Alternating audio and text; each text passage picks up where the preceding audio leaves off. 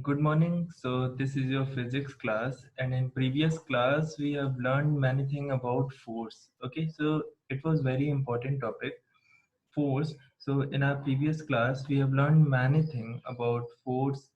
So let's have a recall on the topics what we learned in our previous class. That was the definition of force, effects of force, formula for force, units of force, and then the types of force, that is contact force and non-contact force, and then the types of contact force and the types of non-contact force, means brief discussion about the types of force, that is uh, in contact force, that is mechanical force, muscular force, etc., and in non-contact force, that is magnetic force, gravitational force, etc.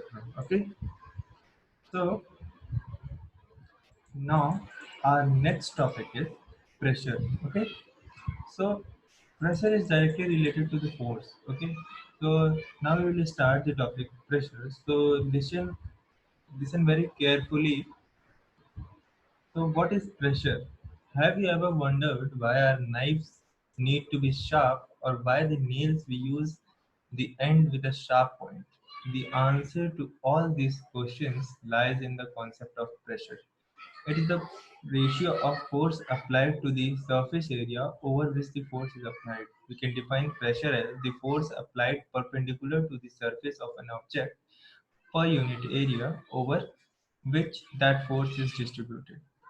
Guys, pressure is nothing but only the force applied per unit area on the surface. Okay, per unit area means, suppose a 10 Newton force is applied, a 10 Newton force is applied on uh, any object of surface area, suppose 5. Okay, so there is 2 Newton force. If 10 Newton force is applied on a surface area of 5, then it is clear that per unit of area the applied force is of 2 Newton. Okay, so that force is known as pressure. Okay, again I'll repeat, the force applied perpendicular to the surface, the force applied perpendicular to the surface means on that surface per unit area is known as pressure. Okay,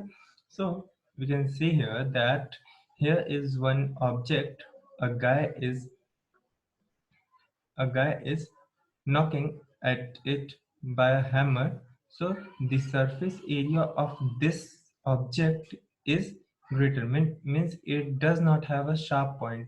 Okay, but here the object is of sharp point, it is penetrating it very easily, and here the surface area of this object is not sharp, so it cannot penetrate it so easily. Okay, now the formula for pressure. So what is the formula for pressure?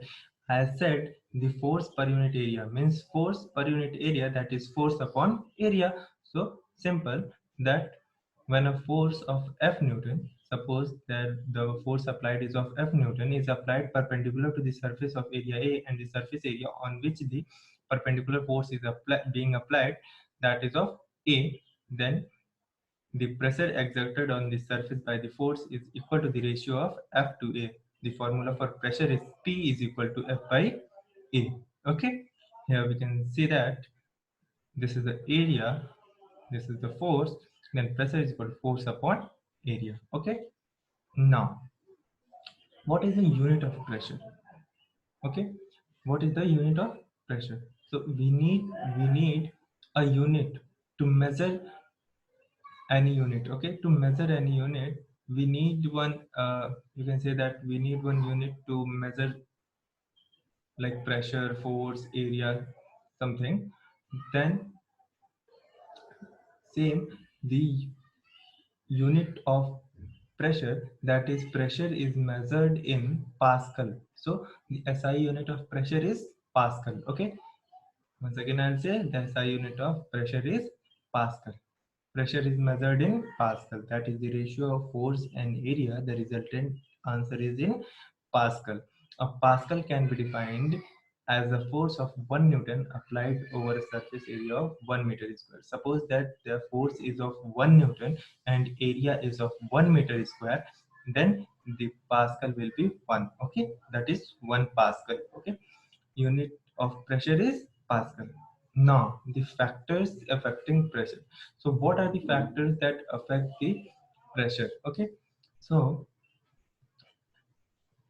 since the pressure is dependent on the area, as I earlier said, that pressure is dependent on area. Okay, so since the pressure is dependent on the area over which the force is acting, the pressure can be increased and decreased without any change in the force.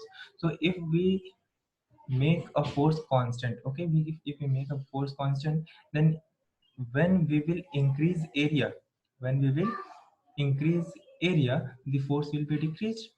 And if we decrease the area, sorry, if we increase the area, the pressure will be decreased. And if we decrease the area, the pressure will be increased, because this is inversely proportional. Okay, because this is inversely proportional and force is directly proportional to the pressure. Here force is directly proportional to the pressure and area is inversely proportional to the pressure. Okay, so when we will increase the area, the pressure will be decreased, and when we will decrease the area, the pressure will be increased. Okay, so without changing the force, without the changing the quantity of force, we can change the pressure. Okay, so the force applied to the constant, if the surface becomes smaller, the pressure increases and vice versa, as I explained through this figure. Okay, now for example, a brick sitting on the surface exerts a force equal to its weight on the object it is resting on.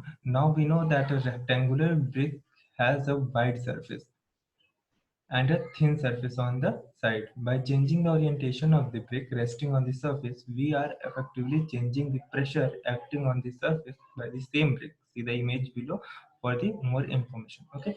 Now the brick sitting on the surface exerts a force equal to its weight on the object. Suppose that this brick is standing and exerting a force equal to its weight. Now place when we place that brick on the surface in a means by changing its orientation, then the surface area will be wider than comparison to this standing brick. Okay, and the it will have the thin surface on the sides. So by changing the orientation, brick resting on the surface, we can change the pressure. By figure we can see that this in this figure the area is more in comparison to this. Okay, area is more in comparison to this, so this will exert more pressure, because when area will be less, the pressure will be more. Okay, in other words, if the surface becomes smaller, the pressure becomes larger. That is this surface by which the substance is attached will be smaller, then the pressure exerted will be larger. It is for this reason that our knives and nails are so sharp. Okay, so this is the reason, because our knives and nails are so sharp, because when there will be a less surface area, the penetrating power will be more and the pressure will and the exerted pressure will be more. A knife distributes the force over its entire cutting edge. Okay, sharper the edge, higher the pressure. Sharper the edge of the knife, the pressure will be higher. Okay, and consequently the cutting with a sharp knife is easy. In a blunt knife, the force is distributed over its blunt surface with a larger surface area. Therefore we need to put more force in order to cut. Therefore a knife is best when at its sharpest. Okay, so as the area will be greater, the pressure will be smaller, and as the area will be smaller, the pressure exerted will be greater. Okay, so by this topic we are so this was the last topic. Now we are moving towards our next. We will move towards our next chapter. First, we will solve the exercises and question answers and numericals on this chapter, and then we will move to our next chapter. So today, we are going to solve some numericals also. I'll provide you some numerical questions. You have to solve it and some other worksheets to solve. If you have any problem, then you can contact. Okay. So thank you and watch the video carefully. That will make you to solve the questions easily. Okay. Thank you.